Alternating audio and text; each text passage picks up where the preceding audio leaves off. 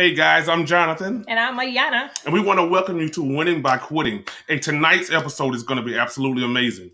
Yeah, we're going to transparently share why we frequently use the D word in our marriage and how we took it off the table permanently and now celebrated 25 years just this summer. So go ahead and share this with someone, tag someone in it because they need to hear it. You need to hear it. So stay tuned for tonight's episode, I Quit Using the D Word.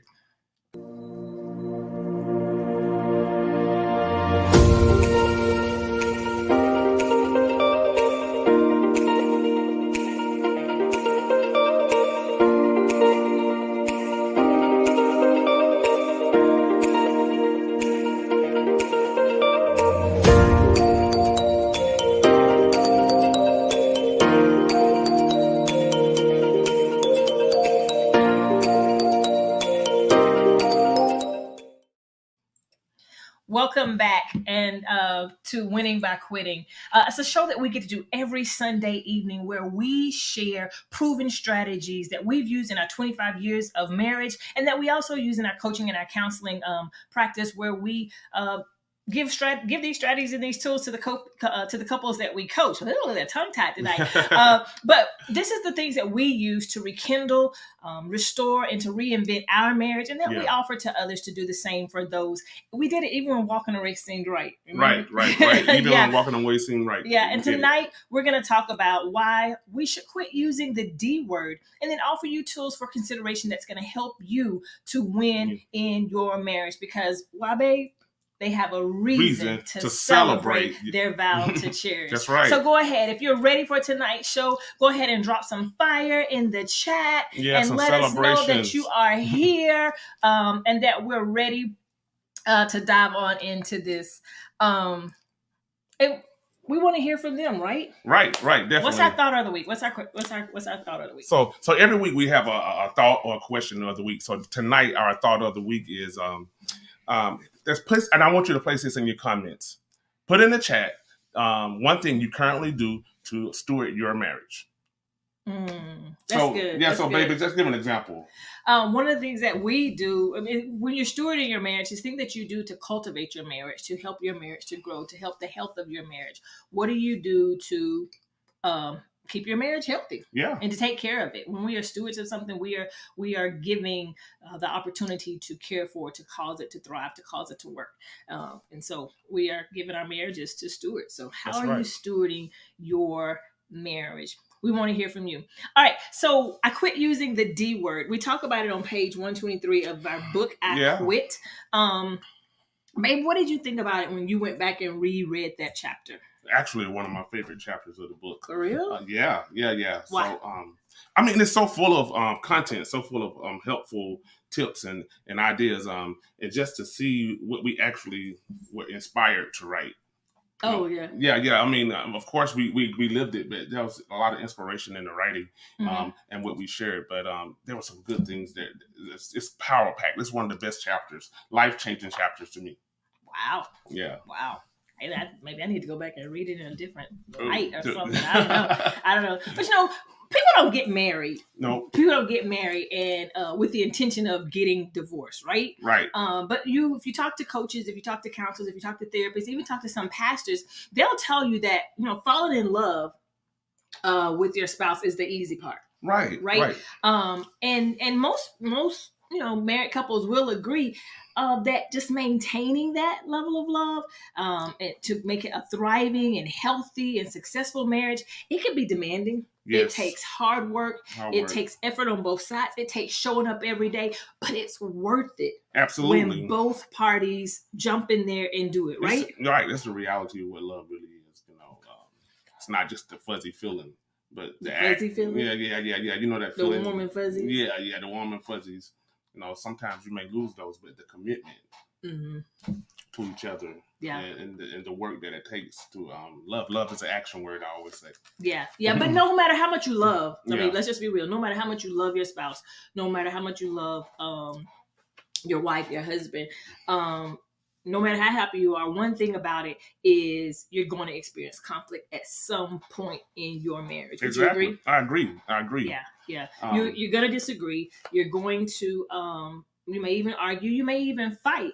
But conflict doesn't have to destroy your marriage. It doesn't have to destroy your relationship. Exactly. I think how you respond to that conflict when it comes, that's a whole nother subject. And that's kind of what we let's dive in and talk about. Right. How we respond to conflict. About tonight. What do you think caused us to use that word so much in our marriage? I mean, gosh, at first I think it was just the easy way out because we didn't understand how to handle conflict. Mm-hmm. You know? When we go into conflict, for me it was just like to walk away, Mm-hmm. you know. And I think for you may have seen that even growing up. Well, yeah, I mean, well, I didn't see a whole lot growing up because my parents got divorced when I was like 3. Exactly. So for me, divorce was just always an option because that's what I had seen. You know, it was a possibility. I didn't have a mother and a father there from like 3 years old. So divorce was always a plan B for me. If it didn't work out, no problem, because you got divorced. You got divorce on the table as something that could happen, right? Exactly. So I think that's why one reason we always used it because it was on the table. Yeah. It was an option. Hey, Dexter. Hey, Devonna. Hey. How are you guys doing? Thanks, guys, for tuning in tonight. It was just always an option for us. And then we married young. When we first got married, we were stressed. We were overwhelmed. Yes. We were unsure about so many things. And so you take all of that dynamic, and then you take handling new choices, new systems, unfamiliar conflict, right. And all of our differences. There were so many things that we didn't know how to handle. We didn't know how to address. We didn't know how to even handle our disagreements. So for me, when those disagreements came up, we didn't know how to solve them in a healthy way, and for us to be having that much conflict, right? Because you're in love, you're married, you're supposed to be a bed of roses, right? You're supposed to be happily ever after. So there must have been something wrong with us. So I thought. So we didn't need to be together. Yeah, I mean that's what we thought it was basically because we really did not know how to deal with conflict. I can remember when we first started our daycare, and we had the kids come in, and then Ayana had me actually teach some classes. Like I was like, no way, am I doing this right? I'm not going into those classrooms, but I end up in the classroom with 2-year-olds and 3-year-olds running all over the place and everything, and But when you work in professional childcare, there are ways that you learn how to discipline. You learn how to coach. You learn how to help the kids out, right? But when we first started, I had no idea. All I knew was to spank some bottoms because that's all that ever happened to me was getting a whipping. So that's all I knew. So in that area, you could not do that, right? So frustration would sit in sometimes, and I was like, I don't know what to do. But after training, after some classes and everything, and I learned how to discipline and I had more ammunition, more tools to use, and that it helped me out so much, and I learned to really enjoy what I was doing. Yeah, and I think that's what helped us even with just running to divorce as always the option, because we were on the verge of really destroying our marriage, because we were having some pretty destructive and hard-hitting arguments and fights, and then not just that, but when we start using the word so much. Anytime a disagreement happens, whether we use the word or not, the fear and the trauma of someone and the possibility of someone leaving paralyzed our relationship. Right. And I don't think that we considered what our words were doing by using that as an out all the time. But what happens what was happening even beyond? Well, there were some things that we were doing, and John Gottman really talks about that in his book. He talks about the 4 horsemen, right? And so we were actually doing those things, and the 4 horsemen are criticism, contempt, stonewalling, and defensive. Being defensive, right? Yeah. So we were there. So criticism, we kind of talked about that a little bit on last week. Criticism was one. Yeah. When we talked about the blame game, the blaming and criticizing each other. That's what criticism was. And then contempt. I really think that this could be really dangerous when you begin to mock and you showing disgust with your spouse. calling names, rolling eyes, the whole kind nine. of just putting yourself higher than your spouse. Right. And so when you start doing that, the other person is like really feeling pushed away, or if you're doing it to each other. So oftentimes we do it to each other because, like, hey, you made me feel bad, I'm gonna make you feel worse. Yeah, being cynical, and I mean, just the things, and we had to stop. I mean, we weren't doing it playfully. I see some people do it playfully, but it can still lay a foundation. Yes, a very rocky foundation in your marriage in doing so, right? And one of the ways that we stopped doing that and kind of just treating each other with respect, right? And then just begin to show that genuine and authentic appreciation. We did that with the Love Notes Journal, bringing that into our marriage, into our daily interaction, where we leave each other love notes in our Love Notes Journal, right? Just to get rid of that contempt. I was trying to push that away, but before we even got to that, though, we had to get past the third horseman, defensiveness. Yeah. And like every time Yana would say something to me about the way she felt or what was going on, I would go into defensive mode. Yeah, and even if I wasn't even trying to like really attack him, it was taken as an attack, right? Mm-hmm. It was taken as, instead of listening to the constructive criticism, it was taken as an attack, and you would go into defense. And then I would shut down because, I mean, I'm just trying to help you out and help us out, and you want to, right, jump back, fight back. Right. And also it stops the other individual from being honest. Yeah. About their feelings. And or one of the things that you would do, if I would say something out of constructive criticism, you would find something about me to criticize as well. Right. You know what I'm saying? A mutual criticism that really wasn't on the table. At that time. So just being able to deal with that, being in defense, I mean, right, you stopping that, it was a big help with us taking the D word off the table. So how do we get rid of that one? I think honestly, for me, getting rid of that was to be able to deal with myself, and understand that, hey, you're not perfect. Some of the things that Ayana is saying is true. There's some work that needs to be done there.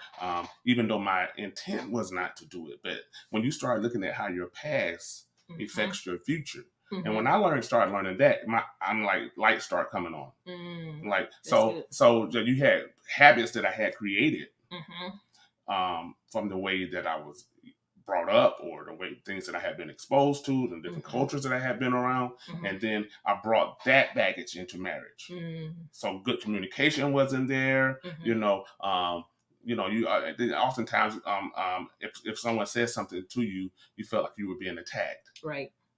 So I put Yana in the same boat. Yeah.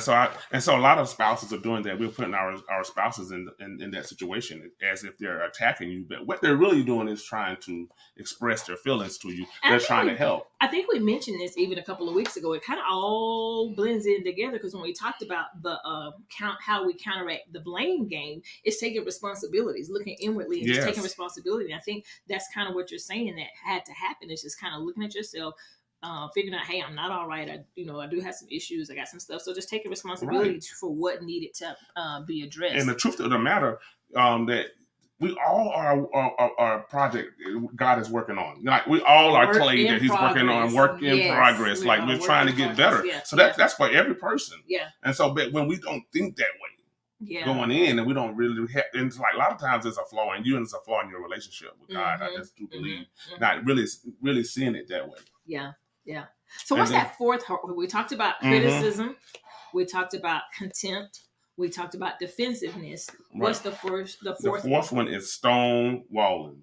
I think I had that one. Yeah, Yana was the queen of stonewalling. But I would justify. I'm just being quiet. I'm just being, reserved. But no, I would shut all the way down. Yeah, I mean, like all the way down for a long time. Like 2 weeks. Maybe that long. Yeah, so time was with it as well. So along with her stonewalling, but and so what is stonewalling? Stonewalling, that's like, when you're quiet, you refuse to talk. I mean, Yana stonewalling looked like this. She would talk to everybody else and wouldn't talk to me. Yeah. Or leave the house and won't tell me where she's going. Come back whenever she wants to come back. I call the phone, ring to blow her phone up. She never answers. Yep. That's stonewalling. These things, these four horsemen can be bring disaster into a marriage. Yeah, but how did we get over? Because sometimes I really could not at that moment address whatever we were, whatever we were talking about, right? Right. So it would be a it would be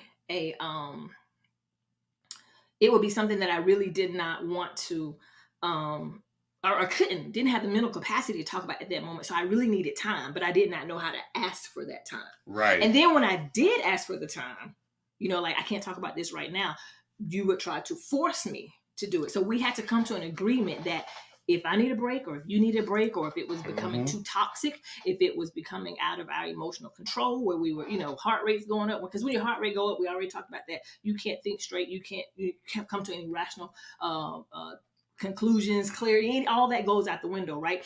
So we have a safe word, right? And that safe word means, okay, I need a moment. Conversation ends at that safe word. Take an example, our word isn't pineapple, but some people's safe word may be pineapple. So if I call pineapple, that means conversation stops right there. We will readdress this, reconvene in a few minutes. It could happen in 20, 30 minutes. You need a good 21 minutes for your brain to really reset itself. But if it can't happen that, then we have a vow for it not to go beyond 24 hours before we come back and address that situation. Exactly. And that made it safe for us to actually take those breaks as needed. Hey, Nat. Hey, Mama Hayward. Hey. Mama Hayward on here. Yeah, Mama Hayward. But so they gave us that safety. And me knowing that, okay, I can take my break, and then you knowing she's not going to ignore me. She's not going to walk out. She's not going to leave. And she's not just ignoring me. She just really needs some time. She needs some time. But I mean, knowing that helped so much. But I want to address something that you said earlier, just a minute ago, babe, is that I used to try to force her out of that situation. Mm-hmm. And you got to talk now, or or you can't leave, or no, we got to talk about this. We need to talk about this now. We need to. But I want to tell the thing that never helped. That never worked. It always made it worse. That always made it worse. It always backfired. So every time. But so if anybody's dealing with stonewalling, I think the best thing to do is give the person their space. Yeah. And give them that time. And what you need to do, what I had to learn to do for myself. Mm-hmm. What I learned to do for myself was to be able to do some things for me that I needed to do in order to have peace at that moment. Yeah. So and trust that everything was going to be all right, but had to work on me. And you can't wait until you're in the moment to start talking about safe words or start talking about time limits and all that stuff. We got to do all that like now. Right. When stuff is good. Yes. Put it on the table now. That way you know what you're faced with. When and if it happens. And again, conflict is going to happen. So how are you going to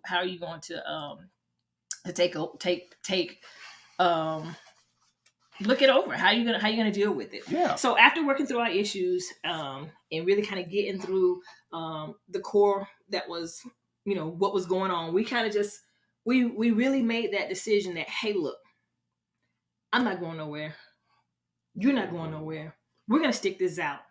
Now, it didn't come like a piece of cake. It took like some prayer. It took some frustration. It took some misunderstanding. But we realized that we were a team. Yes.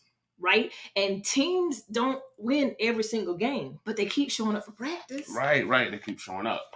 They what do they do when they show up for practice? They look at the film of the game. They look at what was done wrong. They look at some plays that they missed. They look at even the films of the other team to get strategies. So when we looked at the good plays and looked at what was working, we, as a team, they use that to get ready for the next game. And kept at it. We had to do that and keep at it. And we had to do that and make a commitment to keep at it.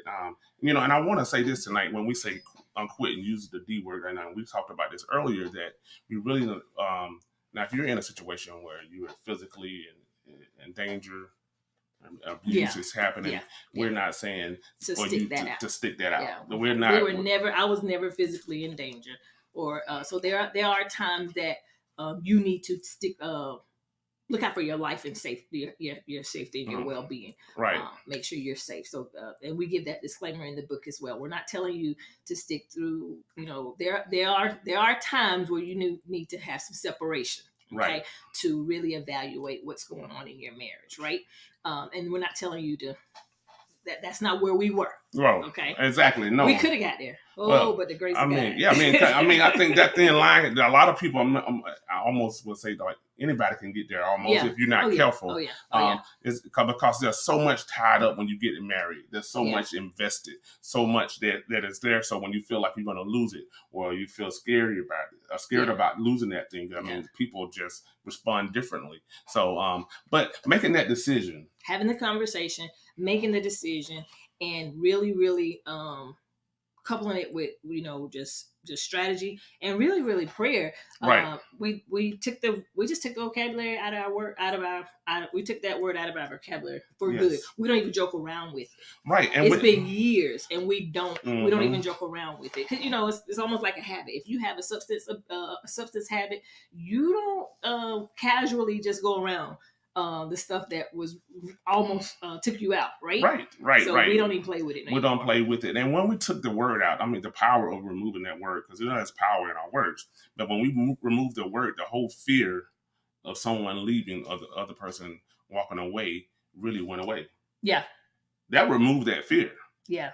Like, okay, we're in this thing. We're going to make it work. We're going to sit here and no matter what it takes, it may be some nights when we don't like each other. Things are not going well, but we're in it to win it. And that's when God showed us how to be good stewards of our marriage. So even when we didn't want to, even when it wasn't easy to, we had to do our part. When Jonathan wasn't doing his part, I had to show up and do my part. That's right. When I wasn't doing my part, Jonathan had to show up and do his part, because one day we're going to have to give an account, because God put us together. Right. We're going to have to give an account for our relationship, right? So I couldn't negotiate my marriage. I couldn't negotiate with my spouse. No, we got to show up. This is a mandate for God for us to show up and work out our marriage, live out our covenant the way God designed for us to do it. So, because God said, the Bible says in Mark, what God has united and joined together, let no man put asunder. Right. That means us too. That doesn't mean just outside forces. We can't even break this covenant. No. So we just pray that God, shows you any wrong thoughts, any motives, any actions, or anything as it relates to your spouse or your marriage that can help you to steward what He's given you. Redefine your perspective and allow yourself to shift from I quit and I'm out to I refuse to quit and I'm all in. And I'm in, and I'm in to win. Yeah. Find ways to restore. Find ways to restore the fire, to rekindle the flame, get that love back, and reinvent your marriage. Yeah. I mean, and it's very doable. And I just want to encourage some people, because sometimes when you get to that point and you say those words, you really mean it. Yeah. You really mean it, and those words have like changed the dynamics of your relationships. Right. But even though we said those bad words and we said those things, we were able to pull it back, and I want to, things were able to come back together. And as a matter of fact, they're better than what they were before. Absolutely. Things were restored in a better way. So there's some people who just tonight who may be listening in and be feeling like they're going to quit. But I just want, or just walk out. It's over. It's done. The divorce is going to happen. But we want to encourage you to change your language on that. Remove that word from your conversations. Remove that word from your fights. Actually try to remove that word from your thought life. Yeah. And then not just that, but whatever is, a lot of times we would look at what was surface.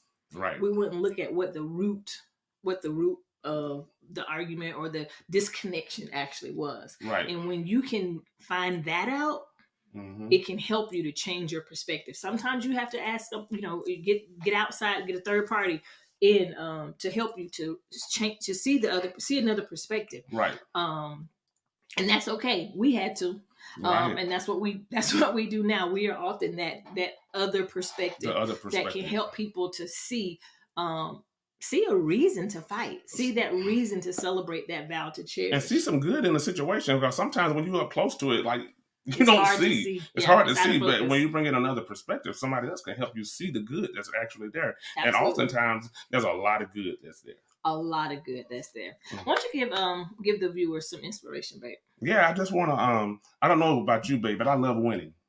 I love winning. I love winning. I love winning. Growing up, I was in sports and we did track and did basketball, football, and everything. And even now, I coach, and I love to see the team win. But more than winning in sports, I love to see people win in life because life counts. It matters. But I'm gonna tell you, to be a winner and to be a champion doesn't mean you have to be perfect. That's right. It doesn't mean that you have to you won't have mistakes, you won't fall down. When we think about the Golden State Warriors, Steph Curry and Klay Thompson, the Splash Brothers, when they went and won the NBA championship a couple of years in a row, they were quite a dynasty. And everybody looked at the championship series, the MVPs, the trophies, the records that Steph Curry made on the three-pointer shooter. He was considered the greatest three-pointer shooter ever. But we didn't look at all the penalties that they made, all the free throws they missed, all the three-pointers that they did miss. Most people never took the time to think about that. But they did all of that, and they were still champions. Yeah. So tonight I want to share that with you tonight. You don't have to necessarily make all the shots to be a champion. Everything does not have to go right to be a champion. I think the key for them winning the championship that year was how they handled conflict. Right. And how they planned and how they stayed together and how they were able to work through the conflict. So if you're able to work through the conflict, you can make the mistakes and still win. You can fall down and still get back up and go at it again. Right. And I think one key position that I know that was on the team, or one key spot that was on that team, was the coach. The coach helped the community stay together. The coach helped them through conflict. He talked about leadership. He put people in the right position. He helped call the right plays. Coaching is vital to your success. That's good. So tonight we want to encourage you. First of all, keep fighting. Yes. Second of all, hey, you don't have to be perfect to be a champion. You are a champion. You are who God says you are. Yep. We have to know that. And third of all, hey, let's use some coaching to help us out, babe. You got something you want to share with them about that? Of course I do. Don't you know that? Yeah. Just to help, of course we offer coaching and we offer coaching packages. But one of the things, and we'll we see some answers to the question for the week, or the thought of the week. One of the things that we want to offer, and this is again brand new. You guys just keep pulling new stuff out of us. Brand new. For those that even not necessarily even want the commitment, doesn't take the commitment of a 12-week program or a 24-week program, but if you are just in need of another perspective, yes, kind of like when you go to urgent care, because you don't really need a hospital stay, and you don't want the longevity of the line at the emergency room, but you just need to get in there quick, figure out what's going on, get a solution, and jump out. We're going to be your urgent care. Right. Okay. Bow to Cherish is now offering urgent care talks, conversational coaching. So if you just have that one thing or a couple of pressure points that you need another perspective in, give us a call. Yeah, we want to help. We want to help you with that. And we are doing it. I know John Scott is on. He's like, Yana, you said you weren't going to. I know I said I wasn't going to. But it won't even be our regular coaching fee, because we really want to help you guys to find that reason to celebrate your vow to cherish. Yes. I know even if you're frustrated. So just, again, sometimes you just need that extra perspective. I don't want to do an assessment. I don't want to do a long, drawn-out situation. I just need some quick answers. Wait a second. I hear somebody say they're sponsoring You're sponsoring one couple who wants to take advantage of one urgent care session. Wow. Thank you, John Scott. He's good on it. He is good on it. Yes, so, he is. If you are in need of a session and you don't even have it's usually $150 a session, but we're doing it for $125. It is our 25th anniversary. Right. We're going to keep celebrating that 25th anniversary. We're doing it for $125. But the first person or the first couple who reaches out to us and lets us know, you can go to vowtocherish.com. It is on there. Let us know, hey, I really need this. My marriage really needs this, but we don't, we can't invest in it right now. We have a scholarship available. Yes. courtesy of Chart to Heart and Pastor John Scott. We appreciate you, brother. But yeah, please reach out because, like Jonathan said, that coach can help you get another perspective, help keep that community, help you, more than just having the plays. Right. Sometimes a coach can just bring it all together, so you can win. And we want you to win in your marriage and celebrate that vow to cherish. All right, let's run it back. Let's look at the how are you stewarding our thought of the week? If we can get those up there, let's see, how can we John Scott says, one way I steward my marriage is by being intentional at designating focused prayer time for my wife routinely. That's very good. Yes. That's very good. Yes, I mean, it's hard to really, I promise you this, it's hard to dislike somebody when you really earnestly pray for a person. Yeah. I mean, like if you consistently pray for a person, yeah. I mean, it's like really hard to just keep hating that person, right? Yeah. So I can just remember I chuckle because we used that strategy for. Remember, I had a toxic work situation, right? And I had to use that strategy to get through. Praise God, Mm-hmm. Hallelujah. Yeah, so it is. And when you just intentionally pray for, you'll get another perspective. Yes. You'll have a soft heart for them. Portia says that good teams don't win every game, but they still keep showing up for the practice. That's absolutely, right. Absolutely. Guys, it has been amazing. We want you to go and get your copy of I Quit. You may say, Yana, I already got that. I've read it. I've used it. Okay. I'm not going to take that from you. But think about somebody that you care about. Yes. Think of a couple that you care about who needs the words in this book. Don't give them yours. You can still take it. Invest in their marriage. Invest in their relationship. Go to vowtocherish.com.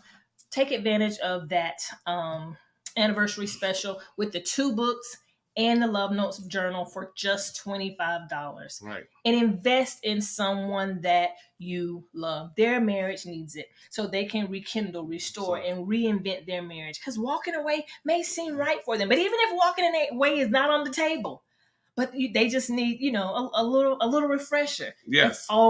It's always appropriate. Everybody can use a little refreshing, right? That's right. Everybody can. Every marriage can use a little refreshing.